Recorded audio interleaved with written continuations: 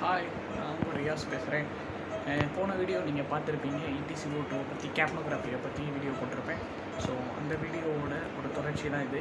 So அந்த வீடியோவில் நான் போர்டில் எக்ஸ்பிளைன் பண்ணியிருப்பேன். கேப்னோகிராஃபி நான் என்ன, அது எப்படி செயல்படுது, அதில் உள்ள வேவ் ஃபார்மை பற்றி எக்ஸ்பிளைன் பண்ணியிருப்பேன். இன்றைக்கி இந்த வீடியோவில் ஒரு உண்மையான கேப்னோகிராஃபி எக்யூப்மெண்ட் கிடச்சிருக்கு. அந்த எக்யூப்மெண்ட்டை பற்றி இன்றைக்கி நம்ம அது எப்படி செயல்படுது அப்படிங்கிறத நம்ம ஆப்ரேட் பண்ணி இந்த வீடியோவில் பார்ப்போம். அதுக்கு முன்னாடி லெட்ஸ் இன்ட்ரோ.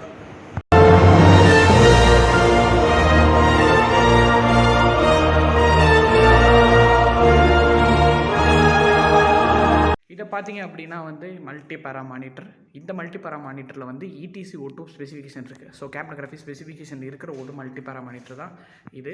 இதை எப்படி கண்டுபிடிக்கலாம் அப்படின்னு பார்த்தீங்கன்னா, இந்த மானிட்டரை நீங்கள் பார்த்தீங்க அப்படின்னு சொன்னால் CO2 அப்படிங்கிற சிம்பிள் இருக்குது, தெரியுதா? ஸோ இதில் தான் வேவ் ஃபார்ம் வரும். இதில் நம்ம நியூமெரிக்கல் வேல்யூ வரும். இது கேப்னோகிராஃபி வரும், கேப்னோமெட்ரி வரும்.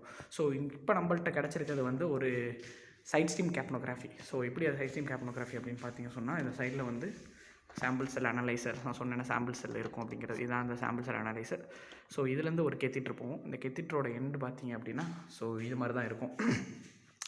கெத்திட்ரோட எண்டு இது மாதிரி இருக்கும். ஸோ இதை தான் எக்ஸ்பிரேட்டரி லிம்பில் பேஷண்ட்டோட எக்ஸ்பிரேட்டரி லிம்பில் கனெக்ட் பண்ணுவாங்க. எக்ஸ்பிரேட்டரி லிம்பில் கனெக்ட் பண்ணி அது மூலமாக நம்ம CO2 எடுத்து CO2 கொண்டு எங்கே சேர்க்கலாம்.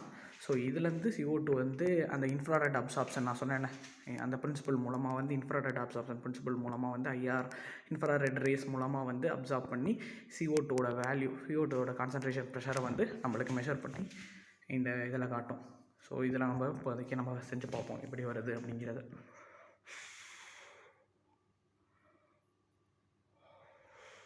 இப்போ பார்த்திங்க அப்படின்னா வேவ் ஃபார்ம் வருது. ஸோ ஜீரோவிங் இன்னும் ஆகலை, அதனால தான் கொஞ்சம் வெயிட் பண்ணணும். ஜீரோவிங் ஆகி ப்ராசஸ் ஆகி முடிஞ்சோன்னா நம்மளுக்கு வந்துடும்.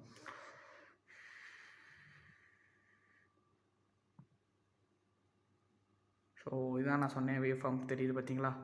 பாவை தலைக்கீழ போட்ட மாதிரி வரும் அப்படின்னு சொன்னேன். நான் போன வீடியோ பார்த்தவங்களுக்கு தெரியும்.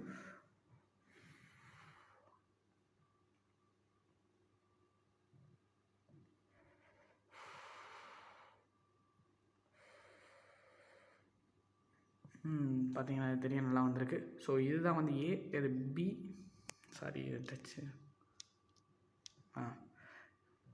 திரும்பி பண்ணி பார்ப்போம்.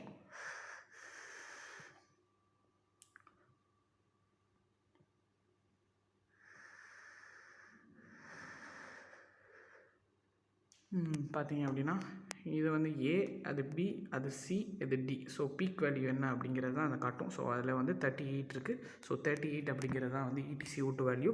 ஸோ அது மட்டும் இல்லாமல் நம்மளுக்கு ரெஸ்பிரேட்டரி ரேட்டும் இதில் நம்மளுக்கு காட்டும்.